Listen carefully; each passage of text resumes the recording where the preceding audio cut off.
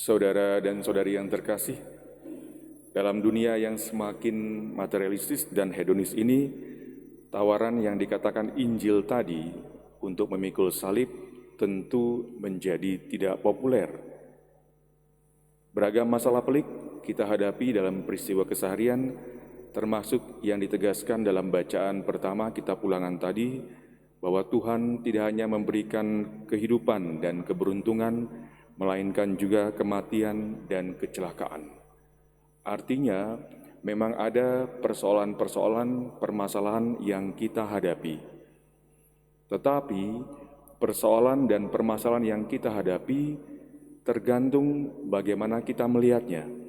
Apakah kita mau semakin terperosok karenanya, atau justru mau tumbuh dan berkembang dalam kepribadian, dalam iman sebagai orang Kristiani yang sejati. Sayangnya, banyak orang merespon secara negatif, bereaksi secara negatif terhadap persoalan-persoalan yang mereka hadapi, dibandingkan diam sejenak, berhenti sebentar untuk melihat kembali dampak positif apa yang bisa saya dapatkan ketika saya melalui persoalan-persoalan ini. Mari kita coba lihat sejenak hal-hal positif apa yang kita alami ketika kita menghadapi beragam persoalan. Yang pertama, Tuhan memberikan persoalan-persoalan kepada kita dan menggunakan masalah-masalah itu untuk mengarahkan kita. Terkadang tanpa kita sadari, Tuhan itu berupaya untuk menyalakan api di belakang atau di bawah kita, supaya kita terkejut dan bergerak. Masalah-masalah kadang menunjukkan kepada kita arah hidup baru dan motivasi supaya diri kita berubah. Apakah dengan persoalan-persoalan tersebut justru Tuhan meminta kita supaya lebih memperhatikan Tuhan sendiri? Amsal bab 20 ayat 30 mengatakan, kadangkala untuk mengubah situasi hidup diperlukan pengalaman yang menyakitkan. Yang kedua, Tuhan menggunakan masalah juga untuk memeriksa kita.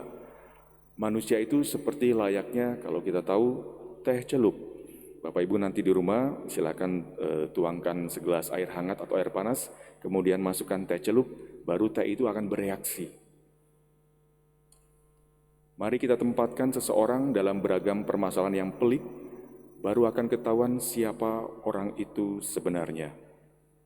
Maka orang tersebut akan menyatakan kepada kita dan orang banyak, siapa diri saya yang sebenarnya ketika saya dihadapkan pada peristiwa yang sulit.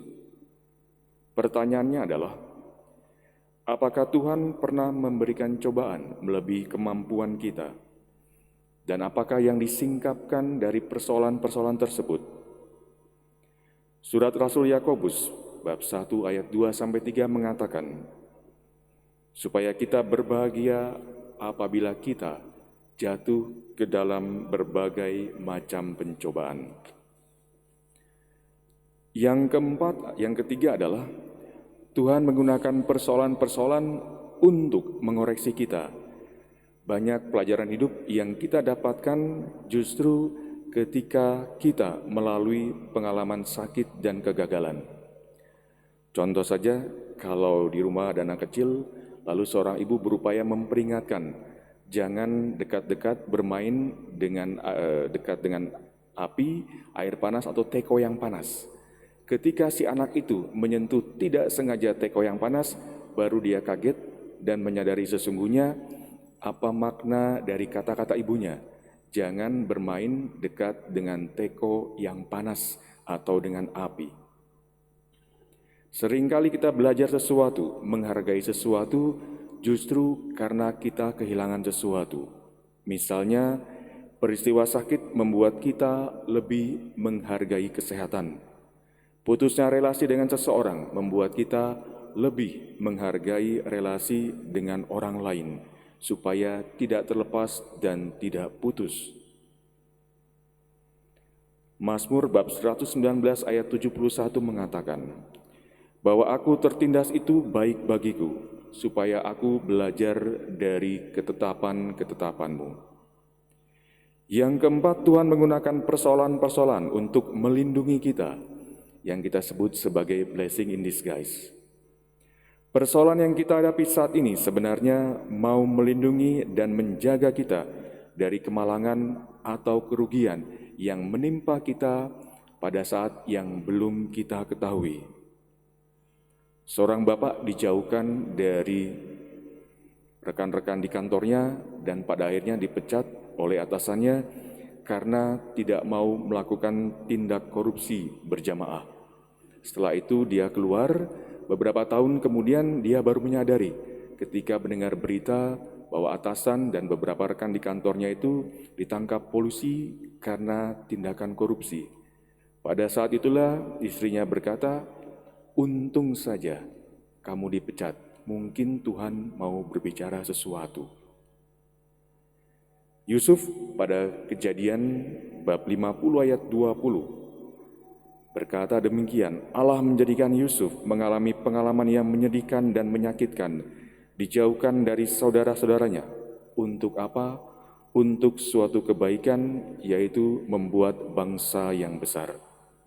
Saudara dan saudari yang terkasih, baptis kita menjadi orang Katolik tidak serta-merta melepaskan kita dari beragam persoalan yang kita hadapi dalam hidup ini. Justru permasalahan yang pelik yang kita hadapi akan membuat kita jatuh bangun dan semakin matang dalam kepribadian, terlebih lagi dalam iman Kristiani. Kebahagiaan sejati terletak dalam kemampuan kita untuk menerima dan memberi arti kepada salib dan penderitaan yang kita hadapi. Mari kita hening sejenak.